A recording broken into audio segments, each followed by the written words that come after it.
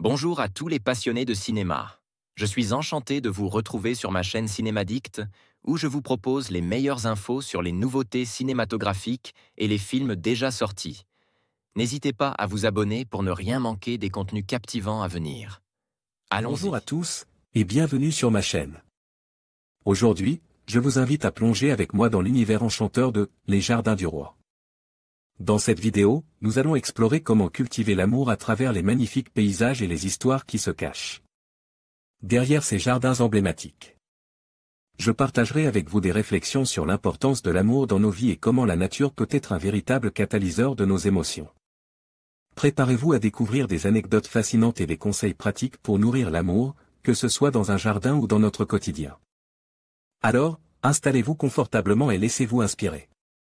Les Jardins du Roi, 2014, c'est le deuxième film réalisé par Alan Rickman après L'Invité de l'hiver en 1997.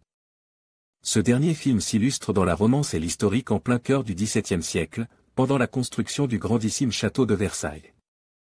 Il est bien connu que les désirs du roi Soleil étaient titanesques voire irréalisables, à la fois pour ses intérieurs et l'aspect extérieur de son palais. C'est ainsi que le célèbre jardinier Le Nôtre choisit d'engager Sabine de Barras, une paysagiste qui sera en charge du bosquet des Rocailles. Prévu pour devenir un espace de bal éblouissant en plein air et au cœur de la nature. Mais être une femme roturière avec une mission si importante n'est pas sans risque, entre jalousie, aléas naturels et problèmes personnels. Pour cette belle histoire, Alan Rickman choisit comme tête d'affiche Kate Winslet, vue dernièrement dans Divergente et l'acteur belge. Mathias Schoenaar, loin de la foule déchaînée, suite française, accompagne de Stanley Tucci, et le réalisateur lui-même.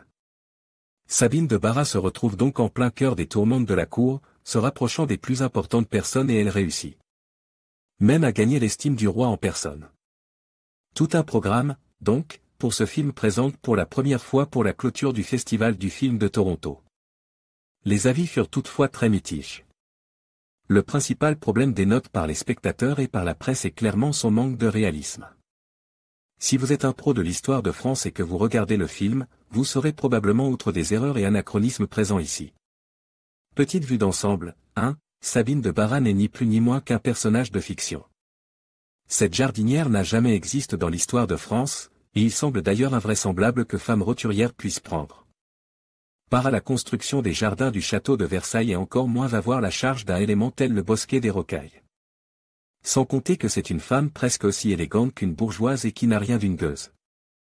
2. Dans le film, le nôtre est en réalité le fils du célèbre jardinier que tout le monde connaît. En effet, à cette époque André le Nôtre était déjà un vieil homme beaucoup plus âgé que Louis XIV.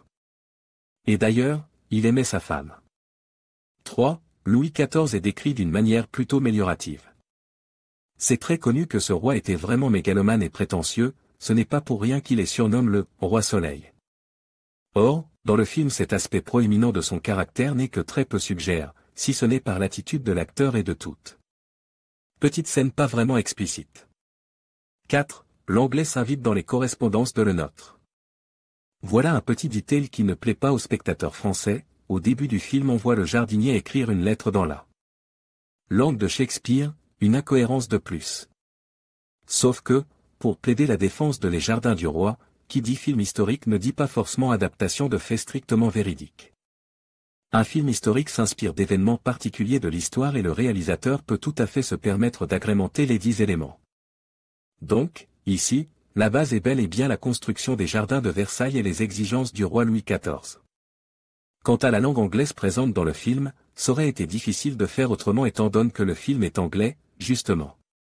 Voilà pour CA. Contrairement à ce que le titre du film peut laisser entendre, ce n'est pas la création des jardins qui est le sujet principal mais plutôt l'histoire d'amour entre Madame de Barras et le jardinier du roi qui l'a engagé. Elle est époustouflante de beauté, de simplicité et de talent et lui en a ras le bol de sa pimbèche de femme qui le trompe tous les soirs avec un autre homme, qu'elle paye, c'est moche. Leur histoire d'amour, qui prend le pas sur le jardinage, est tout à fait touchante et délicate.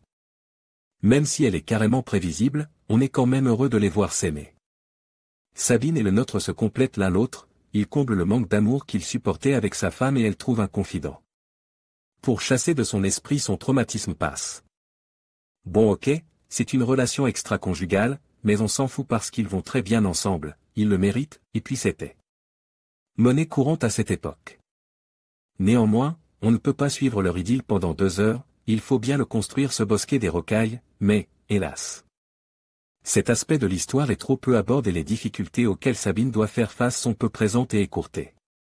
Après une histoire d'inondation, elle s'en sort magistralement avec un peu d'aide et réussit à construire cette partie du jardin presque sans encombre, ça manque de piment.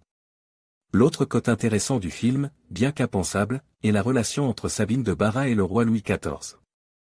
Ils se rencontrent la première fois dans un jardin où Sabine croise Sa Majesté et ne le reconnaît pas.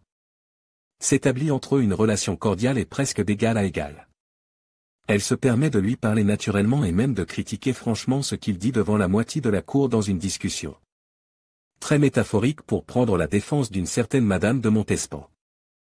Cela offre de la fraîcheur au film et un soupçon d'audace. Elle s'entend également très bien avec le duc d'Orléans, frère du roi, ce qui s'avère pratique on découvre le résultat final du bosquet. Des rocailles à la fin du film, en même temps que le roi, et on peut dire que Sabine, elle a assure. Au passage, on peut remarquer les souliers, à talons, s'il vous plaît, de le nôtre qui détruisent son sex-appeal jusque la conserve. Par son allure un peu plus virile que les autres pédérastes messieurs de la cour. La fin du film est l'un des plus beaux moments, tout est très beau, l'écrin de verdure, les fontaines, la musique qui provient à la fois de partout et de nulle part, les amoureux.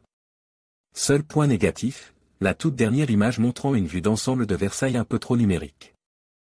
Pour cette ultime réalisation d'Alan Rickman, le bilan est donc tiède. Il tire plus sur le show pour ceux qui appréciaient la belle histoire d'amour, la grâce du film et qui ne sont pas trop pointilleux en termes d'histoire. Mais il sera plutôt froid pour ceux qui veulent surtout voir de la binette et du compost pendant 2 heures. En conclusion, Les Jardins du Roi nous rappellent que l'amour, tout comme un jardin, nécessite soin, attention et patience pour s'épanouir.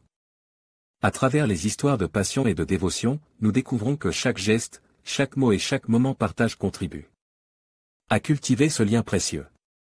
En nous inspirant de ces leçons, nous pouvons tous apprendre à nourrir nos propres relations, à les faire fleurir et à les protéger des tempêtes de la vie. Cultivons donc l'amour avec la même passion que l'on cultive un jardin, pour qu'il puisse prospérer et embellir notre existence.